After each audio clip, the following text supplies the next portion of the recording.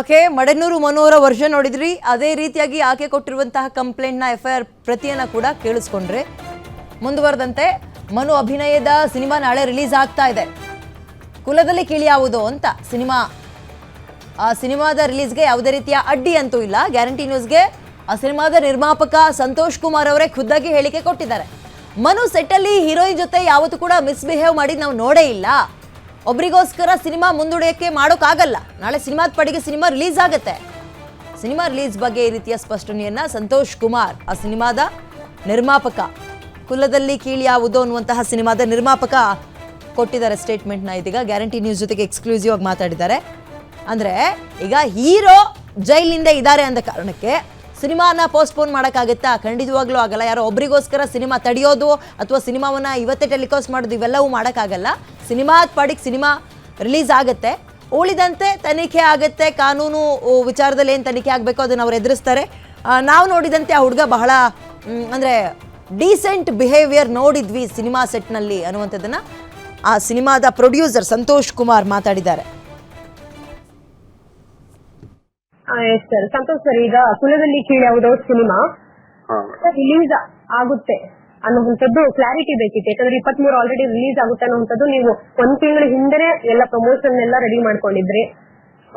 ಇವತ್ತಿಗೂ ಸಹ ಆ ಪ್ರಮೋಷನ್ ಇನ್ನೂ ಮುಂದುವರಿತಾ ಇರುವಂತದ್ದು. ಆದ್ರೆ ಮನು ಅವರ ಇವಾಗ ಸದ್ಯಕ್ಕೆ ಬಂಧನರಾಗಿರುವಂತದ್ದು ಏನ್ ಹೇಳಿ? ಇಲ್ಲ ಮೇಡಮ್, ನಾಳೆ ರಿಲೀಸ್ ಆಗ್ತಾ ಇದೆ. ಅದಕ್ಕೂ ಅವನ ಪರ್ಸನಲ್ ಲೈಫ್ ವಿಷಯಕ್ಕೂ ನಮಗೂ ಏನು ಸಂಬಂಧ ಇಲ್ಲ. ಸೊ ನಾವು ನಾಳೆ ರಿಲೀಸ್ ಮಾಡ್ತಾ ಇದೀವಿ. ಏನು ನಾವು ಎಲ್ಲ ಒಂದು ಥಿಯೇಟರ್ಗಳು ಪ್ಲಾನ್ ಮಾಡಿದ್ವಿ, ಅದೇ ತರ ರಿಲೀಸ್ ಆಗ್ತಾ ಇದೆ ನಾಳೆ. ಸರಿ, ಈ ವಿಚಾರ ಏನಾದ್ರೂ ಎಫೆಕ್ಟ್ ಆಗುತ್ತಾ ಸಿನಿಮಾಗೆ ಅಂತ?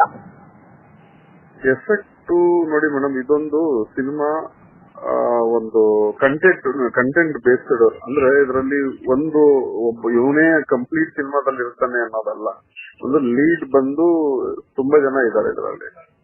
ನಮ್ಮಲ್ಲಿ ಇವರು ಒಬ್ರು ಆರ್ಟಿಸ್ಟ್ ಆಗಿ ವರ್ಕ್ ಮಾಡಿದ್ದಾರೆ. ಗೊತ್ತಿರ್ಲಿಲ್ಲ ನಮ್ಗೆ ಇದೆಲ್ಲ ಏನ್ ಗೊತ್ತಿರೋದು. ನಾವು ನೋಡಿ ಈಗ ಒಬ್ಬ ಆರ್ಟಿಸ್ಟ್ ಅಂತ ತಗೊಳಕ್ ಹೋದಾಗ ಒಂದು ಪ್ರತಿಭೆ ನೋಡ್ತೀವಿ. ಆ ಪ್ರತಿಭೆ ನೋಡಿ ಒಬ್ಬ ಹಳ್ಳಿ ಪ್ರತಿಭೆ ಒಳ್ಳೇದಾಗ್ಲಿ ಅಂತ ನಾವು ಮಾಡಿದೀವಿ.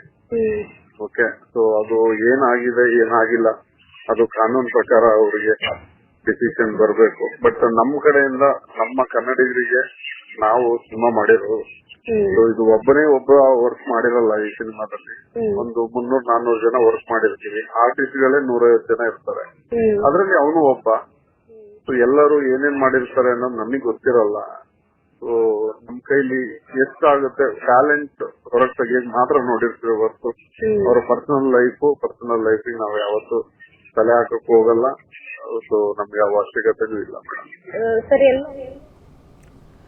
ಓಕೆ, ಇದೀಗ FIR ದಾಖಲಾಗಿದೆ. ಈ FIR ನಲ್ಲಿರುವಂತಹ ಅಂಶಗಳ ಮುಖೇನ ತನಿಖೆಗಳು ಕೂಡ ಆರಂಭ ಆಗುತ್ತೆ.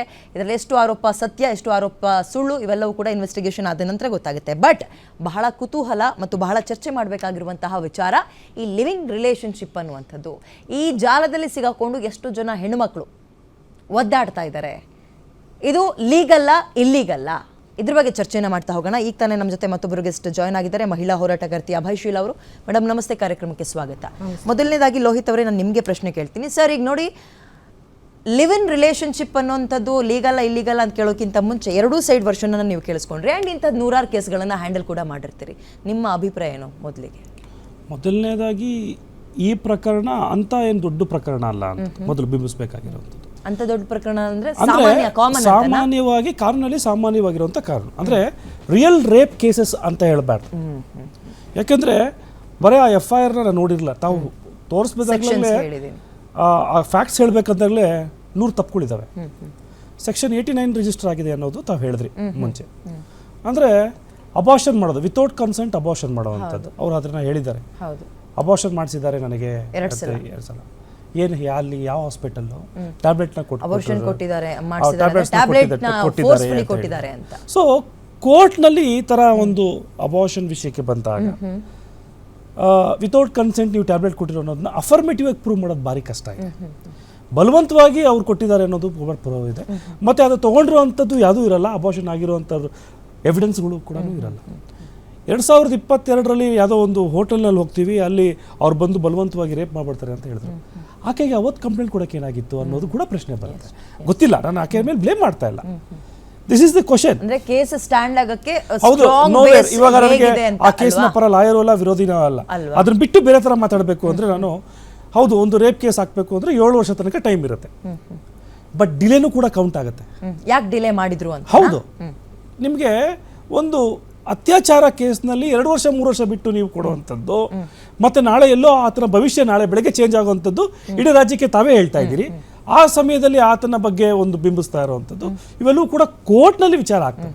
ಸೊ ಹಾಗಾಗಿ ಲಿವಿಂಗ್ ರಿಲೇಶನ್ಶಿಪ್ ಬಂದಾಗ ದಿವ್ಯಾ ಅಂತ ಹೇಳಿದ್ರು ಆಕೆಗೆ ಪತ್ನಿ ಇದ್ರು ಅಂತ ಹೇಳ್ತಾರೆ, ಈ ಮದುವೆ ಆಗಿದ್ರು ಅಂತ ಹೇಳಿ.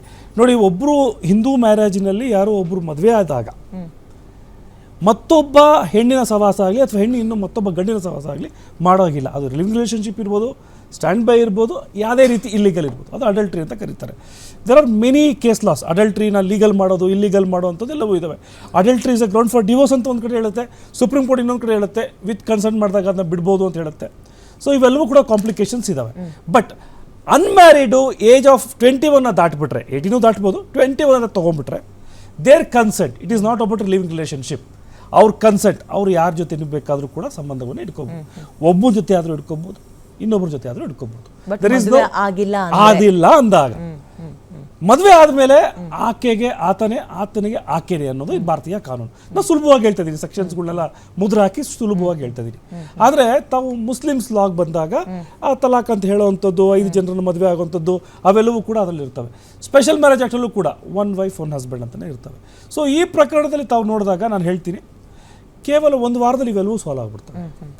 ಕೋರ್ಟ್ ವೆಕೇಶನ್ ಇರ್ಬೋದು, ಬಟ್ ಕ್ರಿಮಿನಲ್ ಕೋರ್ಟ್ ಇದ್ದೇ ಇರ್ತವೆ. 1 ವಾರದಲ್ಲಿ ಉದ್ದೇಶಪೂರಿತವಾಗಿ ಕಂಪ್ಲೇಂಟ್ ಎಲ್ಲ ಎತ್ ಕಾಣ್ತಾ ಇದೆ, ಡಿಲೇ ಆಫ್ ದಿ ಕಂಪ್ಲೇಂಟ್ ಕಾಣ್ತಾ ಇದಾವೆ, ಕನ್ಸೆಂಟ್ ಸೆಕ್ಸ್ ಅಂತ ತೋರಿಸ್ತಾ ಇದಾವೆ. ಮತ್ತೆ ಸೆಕ್ಷನ್ 69 ಅಂತೂ ಕೂಡ ತಾವು ಹೇಳಿದಾಗಿತ್ತು. ಸೆಕ್ಷನ್ 69 ಅಂದ್ರೆ ಫಾಲ್ಸ್ ಮ್ಯಾರೇಜ್. ಹೌದು, 69 ಅಂದ್ರೆ ಮ್ಯಾರೇಜ್ ಆಗ್ತೀನಿ ಅಂತ ಹೇಳಿ ಫಾಲ್ಸ್ ಕೊಟ್ಟು ನಾನು ಆಕೆನ ಉಪಯೋಗಿಸ್ಕೊಂಡಿರ್ತೀನಿ ಅಂತ ಹೇಳಿ. ಶಿ ನೋಸ್ ವೆರಿ ವೆಲ್ ಆತ ಮೊದಲೇ ಮದುವೆ ಆಗಿದ್ದಾನೆ ಅಂತ. ಹಾಗಾದ್ರೆ how she did it take the promise? ನೀ ಹೇಗೆ ಪ್ರಾಮಿಸ್ ತಗೊಂತೀಯ? ಕಂಪ್ಲೇಂಟ್ ಕೊಡ್ಬೇಕಾದ್ರೆ ಎಡವಿದ್ದಾರೆ, ಎಲ್ಲವೂ ಕೂಡ ಎಡವಿದ್ದಾರೆ ಅನ್ನೋದಕ್ಕಿಂತ ನಾನು ಅದೇ ಹೇಳ್ತೀನಿ, ಪರ ವಿರೋಧ ಅಂತಲ್ಲ. ತಾವು ಡಿಲೇ ಮಾಡಿದಷ್ಟು ಕೂಡ ಈ ಥರ ಕಾಂಪ್ಲಿಕೇಶನ್ಸ್ ಬರ್ತವೆ. ನೀವು ಈ ಥರ ಕಂಪ್ಲೇಂಟ್ ಬಿಟ್ಟು ಬೇರೆ ಕಂಪ್ಲೇಂಟ್ ಮಾಡೋಕ್ಕೆ ಆಗಲ್ಲ, ಯಾಕಂದ್ರೆ ಸೆಕ್ಷನ್ ಅಟ್ರಾಕ್ಟ್ ಆಗಲ್ವಲ್ಲ. ಸೆಕ್ಷನ್ ಅಟ್ರಾಕ್ಟ್ ಅಂದ್ರೆ ಅದನ್ನ ಅರೆಸ್ಟ್ ಮಾಡೋಕ್ಕಾಗಲ್ವಲ್ಲ, ಅರೆಸ್ಟ್ ಮಾಡಿದ್ರೆ ಪ್ರಕರಣ ದಾಖಲೆ ಆಗಲ್ವಲ್ಲ. ಸೊ ಹಾಗಾಗಿ it's a copy paste complaints always.